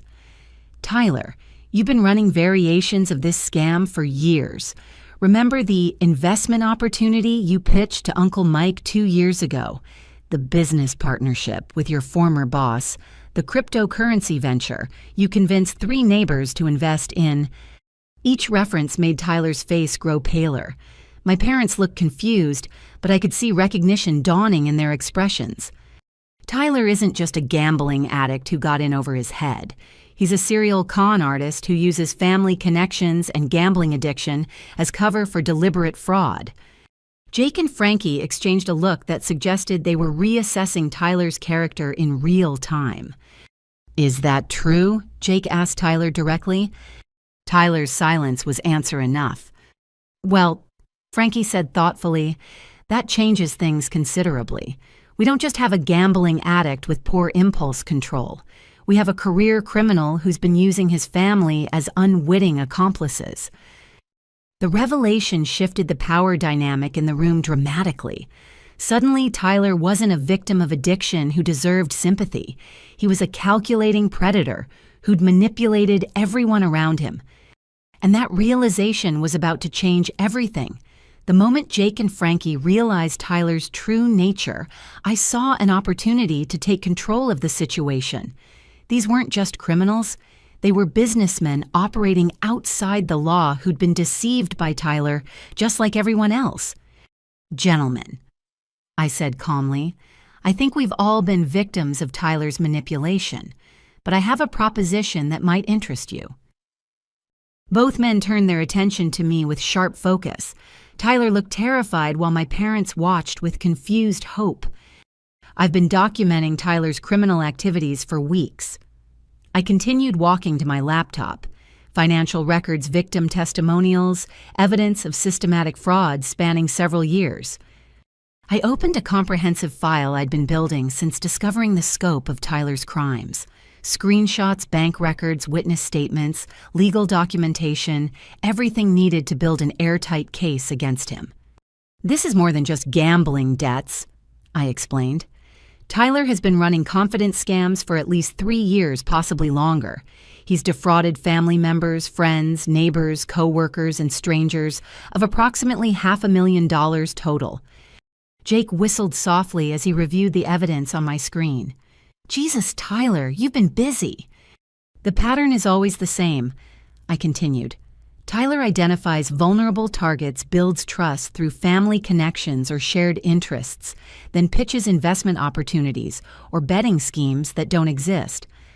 Frankie leaned over Jake's shoulder, studying the documentation. "This guy's more sophisticated than we thought." "Which brings me to my proposition," I said, closing the laptop and facing them directly.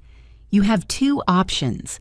Option 1, continue trying to collect money from Tyler's family, knowing that we'll never voluntarily pay debts we didn't incur." "What's option 2?" Jake asked. "Help me ensure Tyler faces appropriate consequences for his crimes, while recovering money for his victims through legal channels." The room went silent. Tyler stared at me in horror, realizing I was essentially offering to turn him over to his creditors in exchange for my family's safety. "Anissa," my mother gasped, "what are you suggesting?" "I'm suggesting we stop enabling Tyler's criminal behavior and start treating him like the career fraudster he is." I turned back to Jake and Frankie. "Tyler has assets you probably aren't aware of. Hidden bank accounts, cryptocurrency investments, valuable personal property. He's also committed federal crimes that carry significant prison sentences." "Go on," Jake said, his interest clearly piqued.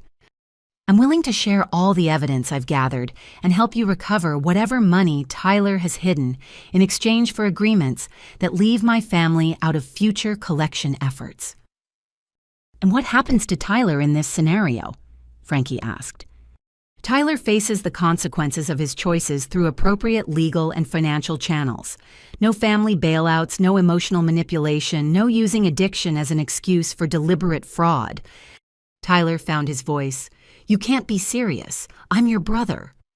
You're a criminal who spent years defrauding innocent people while manipulating our family into enabling your behavior." "I have an addiction. I need help, not punishment." "You have an addiction. And you're a career criminal. Those aren't mutually exclusive conditions."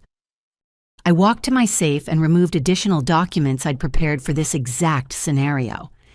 "Jake, Frankie, here's what I can offer you. Complete financial documentation of Tyler's hidden assets, estimated at approximately $80,000 in recoverable funds. Legal documentation of his fraud schemes that could be used to pursue civil judgments, and cooperation with any legitimate law enforcement investigation." Jake examined the documents with growing interest. "This is impressive research." "I've been preparing for this conversation for weeks. I knew eventually Tyler's crimes would catch up with him, and I wanted to be ready to protect my family while ensuring he faced appropriate consequences." "What do you want in return?" Frankie asked. "Written agreements that Tyler's debts to your organization are Tyler's personal responsibility, not family obligations.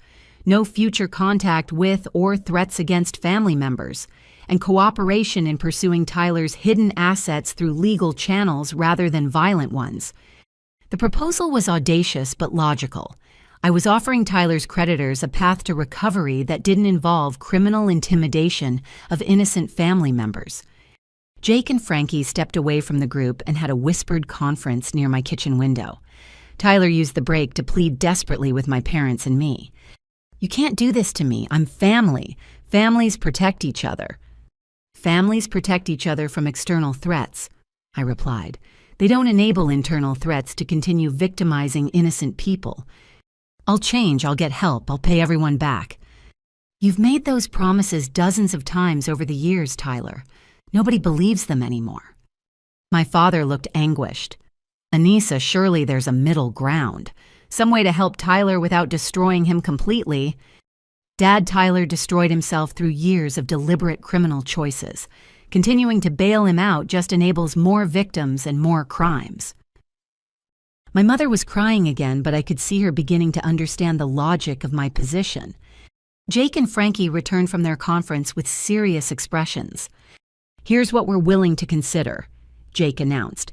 "Full cooperation in recovering Tyler's hidden assets, written documentation of all fraudulent schemes for potential civil litigation, Tyler's agreement to work with us in contacting his victims to arrange legitimate restitution plans. In exchange for," I asked, "no family liability for Tyler's debts to our organization, no future contact with family members, and Tyler gets to deal with his other creditors on his own without family interference or protection." The terms were fair and practical. Tyler would face consequences for his crimes, while my family gained protection from future manipulation and threats. "There's one more condition," Frankie added. "Tyler has to admit publicly that he lied about having access to family money for his debts. We want written confirmation that his promises about lottery winnings were fraudulent." The requirement would destroy Tyler's credibility with all his criminal contacts while confirming that my family had never been willing participants in his schemes. "Tyler," I asked, "do you agree to these terms?" Tyler looked around the room, desperately seeking support from our parents or sympathy from his creditors. He found neither. "I don't have a choice, do I?" "You always have choices, Tyler. You've just finally run out of good ones." The fake lottery ticket had accomplished more than I'd ever imagined. It hadn't just exposed my family's willingness to steal from me, it had created the leverage I needed to finally break Tyler's cycle of criminal behavior and family manipulation. For the first time in years, Tyler would face the real consequences of his choices, without family protection or enablement. And for the first time in years, my family would be free from his destructive influence. The next hour passed in a surreal blur of confessions, document signing, and cold reality setting in. Tyler, faced with no alternatives, began revealing the full scope of his criminal enterprise under Jake and Frankie's increasingly pointed questioning. "Start with the hidden bank accounts," Jake instructed, pulling out a legal pad. Tyler's voice was barely above a whisper. "First National has an account under my middle name. About 12,000 in there. Commerce Bank has one under my old girlfriend's name, but I have access. Maybe 8,000. Each revelation made my parents look sicker. They'd spent years depleting their savings to support Tyler, while he'd been hiding tens of thousands of dollars. "Investment accounts," Frankie prompted. "Cryptocurrency wallet with about 15,000 in Bitcoin. Stock portfolio through an online broker, maybe 20,000 in value. Personal property." Tyler's list was depressingly long, expensive electronics jewelry collectibles. A motorcycle he'd told our parents was repossessed months ago. Items he'd accumulated through fraud while claiming to be financially desperate. "Jesus, Tyler," my father said quietly, "you've been lying about everything." "I was protecting those assets for emergencies," Tyler replied weakly. "Whose emergencies?" I asked. "Because you sure weren't using them for your own supposed crises." While Tyler continued his inventory of hidden wealth, I received a text message that made me smile for the first time all day. My lawyer was outside the building with several federal agents who'd been investigating financial crimes in the area. "Tyler," I announced, "there's something else you should know about my preparations for this conversation." I showed him the text message. "I contacted federal authorities about your betting scam operation 3 days ago. They've been investigating similar schemes throughout the region." The color drained completely from Tyler's face. "You called the FBI on your own brother." "I called law enforcement about a career criminal who was using family connections to victimize innocent people. The fact that the criminal is my brother is irrelevant." Jake and Frankie exchanged glances. Having federal agents involved changed their calculations significantly. "Miss Sullivan," Jake said carefully, "we appreciate your cooperation, but we prefer to handle our business privately." "I understand, but Tyler's crimes extend far beyond your organization. The federal agents want to interview Tyler about mail fraud, wire fraud, and organized financial schemes. Whether you cooperate with them is entirely your choice. The doorbell rang with the distinctive pattern I'd arranged with my lawyer. When I opened the door, attorney Sarah Chen entered with 3 federal agents who looked exactly like what central casting would order for a financial crimes investigation. "Ms. Sullivan," Agent Morrison greeted me. "Thank you for your cooperation with our investigation." Tyler looked around the room desperately, but he was completely trapped. His creditors, his family, and federal law enforcement were all present to witness his downfall.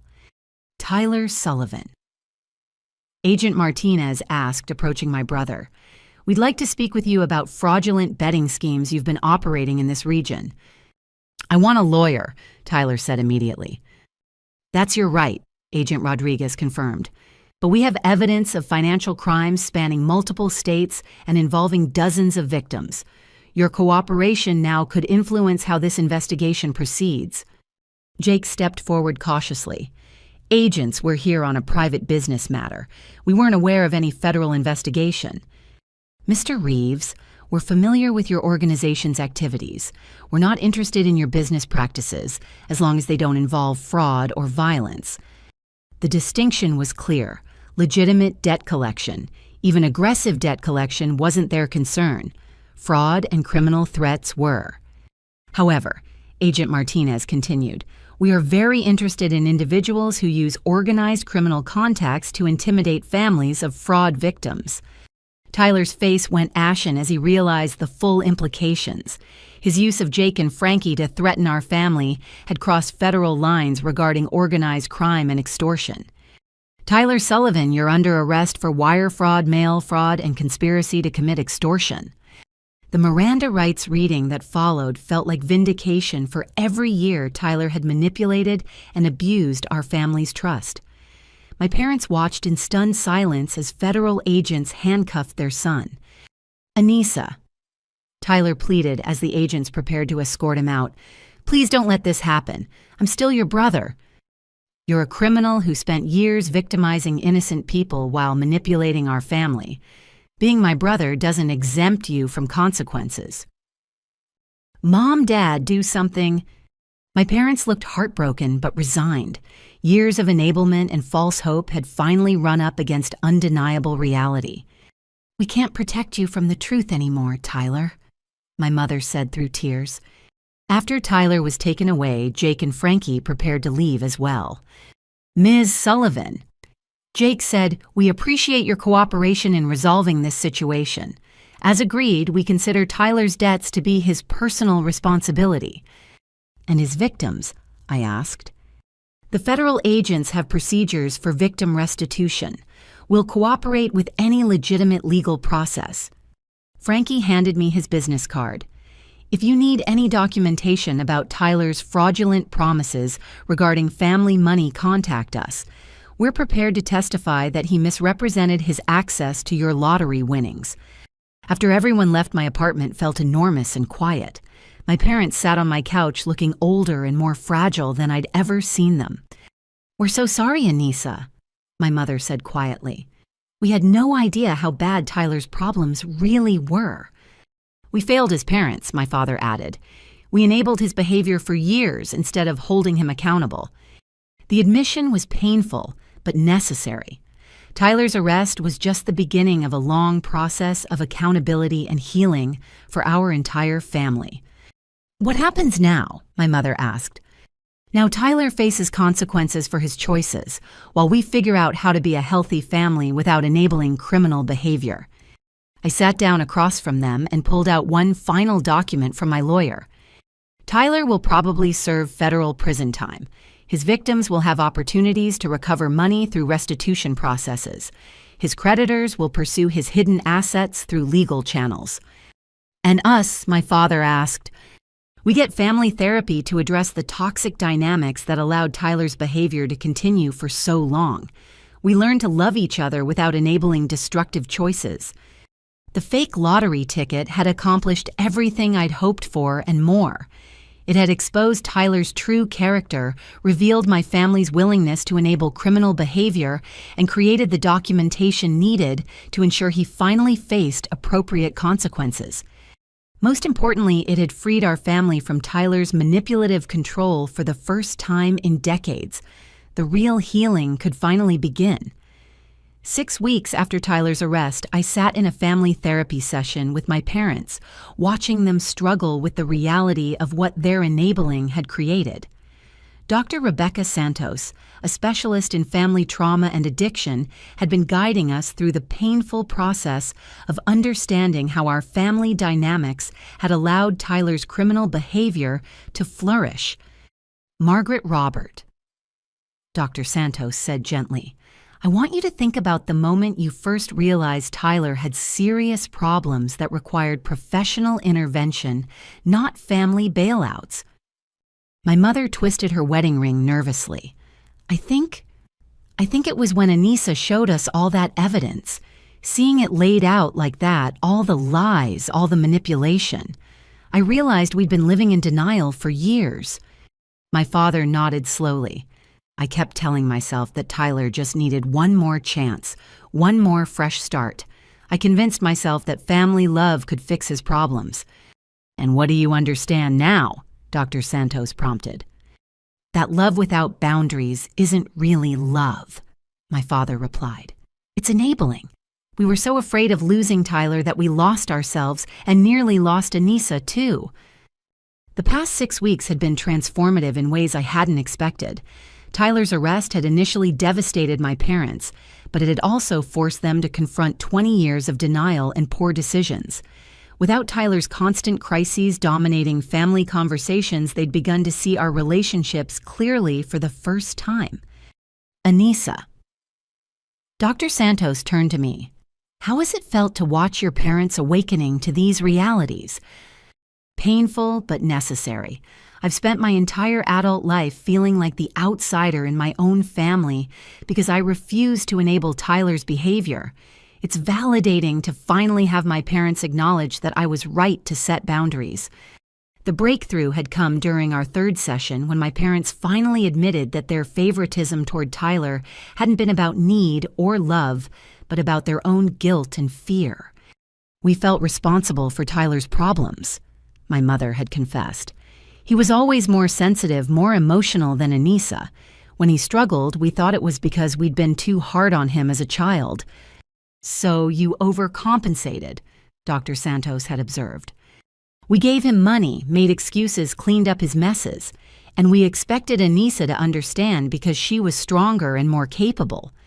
The realization that they'd punished me for being responsible while rewarding Tyler for being irresponsible had been devastating for them to acknowledge. But the most important development was their genuine commitment to change. They'd enrolled in financial counseling to address the debt they'd accumulated enabling Tyler. They'd joined a support group for families of addicts and criminals. Most significantly, they'd agreed to complete transparency about family finances and decisions. "We want to rebuild our relationship with you based on respect and equality," my father had told me during our last session. "No more expectations that you'll sacrifice your well-being for Tyler's problems." The transformation wasn't just emotional, it was practical. My parents had taken concrete steps to protect themselves from future manipulation. They'd changed their bank accounts, updated their wills, and established clear boundaries about financial assistance for any family member. Tyler, meanwhile, was facing the full consequences of his choices. Federal prosecutors had charged him with 14 counts of wire fraud, mail fraud, and conspiracy. His court-appointed attorney had advised him to accept a plea agreement that would result in 4 to 6 years in federal prison. Tyler called yesterday, my mother mentioned during today's session. He wanted to know if we'd hire a private attorney to fight the charges. "What did you tell him?" Dr. Santos asked. "That he needs to accept responsibility for his choices and work with the public defender. That we won't be funding his legal defense." The decision had been difficult, but healthy. Tyler's arrest had included the discovery of additional victims and hidden assets, making his crimes even more serious than initially believed. He's also asked us to put money in his prison commissary account when he's sentenced, my father added. We told him we'd consider it after he completes addiction treatment and shows genuine remorse to his victims. The conditional support was a massive change from their previous pattern of unconditional enablement. How does it feel to set those boundaries with Tyler? Dr. Santos asked. Scary, my mother admitted, but also right. For the first time, we're treating Tyler like an adult who's responsible for his own choices. The session ended with homework assignments. My parents would continue attending support group meetings, while I would work on forgiveness exercises designed to help me process years of family dysfunction. As we walked to the parking lot together, my father surprised me with an unexpected request. Anissa, would you consider having dinner with us this Sunday? Not because of any crisis or obligation, just because we want to spend time with you. The invitation was simple but profound. For the first time in years, my parents wanted my company for its own sake, not because they needed something from me. I'd like that, I replied honestly. And maybe, my mother added hesitantly, you could tell us about your plans for the lottery money. Not because we want anything from it, but because we're genuinely interested in your dreams and goals. The question represented everything that had changed in our relationship. They were asking about my money from curiosity and care, not from greed or entitlement. I'm starting a nonprofit foundation focused on financial literacy and addiction recovery, I told them. I want to help families recognize and address toxic money dynamics before they reach crisis points. That's wonderful, my father said, and I could hear genuine pride in his voice. You're turning your painful experience into something that could help others. The fake lottery ticket had accomplished its purpose, but the real healing was just beginning. My family was learning to love each other without enabling destructive behavior, and I was learning to forgive without forgetting the lessons Tyler's criminality had taught us all. For the first time in years, I felt hopeful about our family's future. 6 months later, I stood in the conference room of the Sullivan Family Foundation, looking out at 30 community members attending our first workshop on financial literacy and family boundaries. The irony wasn't lost on me that my family's dysfunction had become the inspiration for helping other families avoid similar disasters. My name is Anissa Sullivan. I began addressing the group of parents, adult children, and family members who'd come seeking guidance, and I want to share a story about how lottery winnings taught me the most valuable lesson of my life. Money doesn't create character, it reveals it.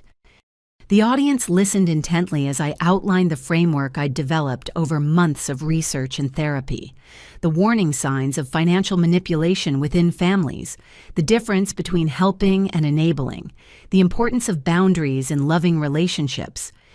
When someone in your family consistently creates financial crises that become everyone else's emergency, you're not looking at bad luck.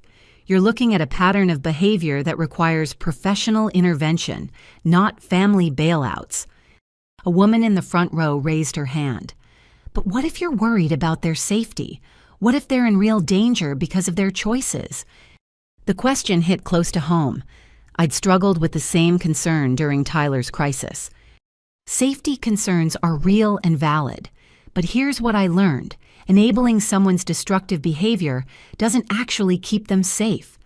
It just delays the inevitable consequences while putting more people at risk. I explained the concept of tough love versus abandonment, the importance of supporting treatment over supporting addiction, and the difference between helping someone face their problems versus helping them avoid consequences. The hardest lesson was understanding that I couldn't love Tyler out of his addiction or criminal behavior. I could only love myself enough to stop participating in his destruction. After the workshop, I drove to my parents' house for our weekly Sunday dinner. These gatherings had become precious to me, representing the healthy family relationship we'd never had before. Tyler's arrest forced us to examine our dysfunction. My parents met me at the door with genuine smiles, the kind of greeting that had nothing to do with need or crisis. Mom had prepared my favorite meal without any special occasion, while Dad had researched articles about nonprofit management to better understand my work. "How was the workshop today?" Mom asked as we settled around the dinner table. "Powerful. There was a family dealing with almost identical issues to what we went through. Adult son with gambling problems, parents depleting retirement savings, sister being pressured to contribute her inheritance. Did you tell them about Tyler? Dad asked. I shared our experience without using names. The important thing was helping them see the pattern and understand their options. We talked about the foundation's growth, my plans for expanding programming, and their own continued healing journey. Both parents had maintained their commitment to therapy and financial counseling, rebuilding their savings, while establishing healthy boundaries with all their children, including me.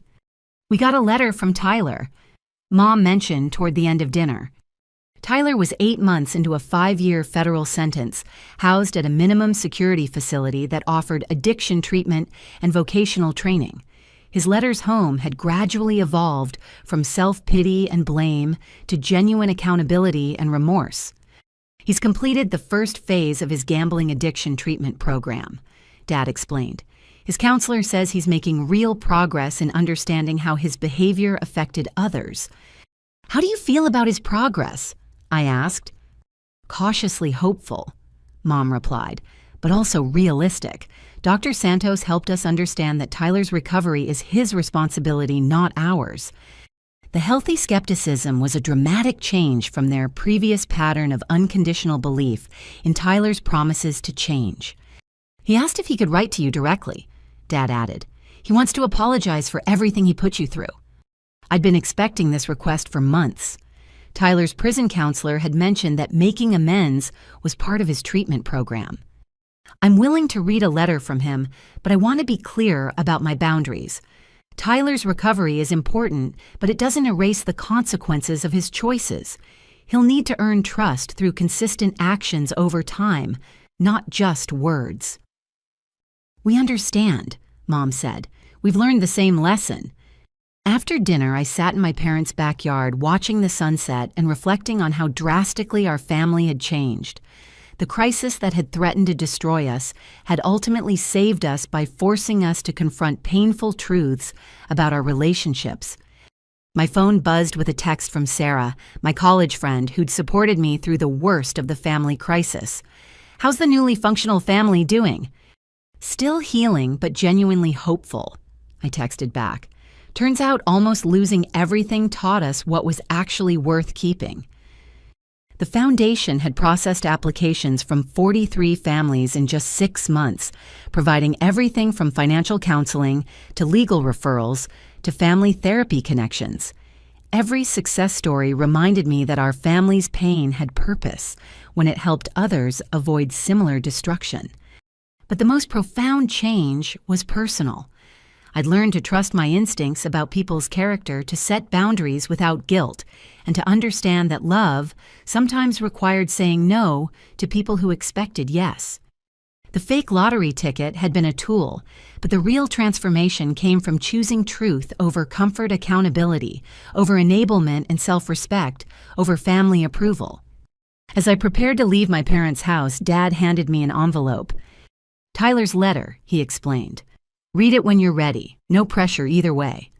Driving home, I thought about the woman at today's workshop who'd asked how to know when someone's addiction had become the family's addiction. The answer was simple: when their crisis becomes your emergency, when their choices determine your happiness, when enabling them feels easier than watching them face consequences. My lottery win had given me financial security, but the crisis it revealed had given me something more valuable: the knowledge that I deserved relationships based on mutual respect rather than one-sided sacrifice. That night, I finally opened Tyler's letter.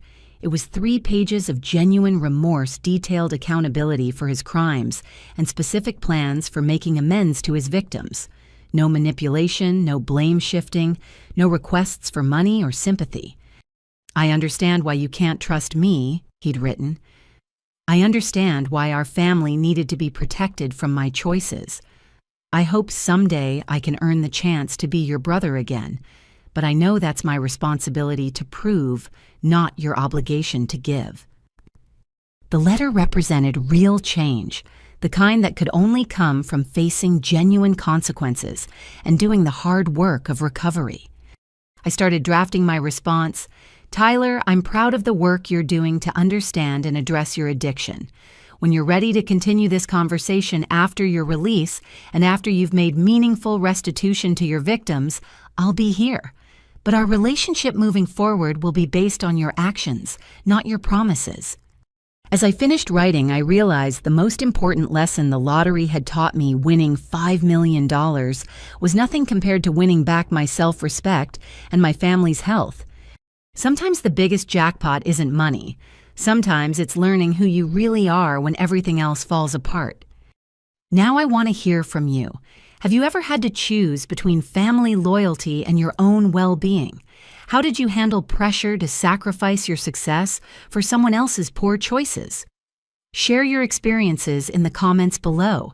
If this story resonated with you, please like this video, subscribe for more real-life stories about family dynamics and personal growth, and share this with anyone who might be struggling with similar situations. Thank you for listening, and remember, you deserve relationships that celebrate your successes rather than exploiting them. Until next time, take care of yourselves.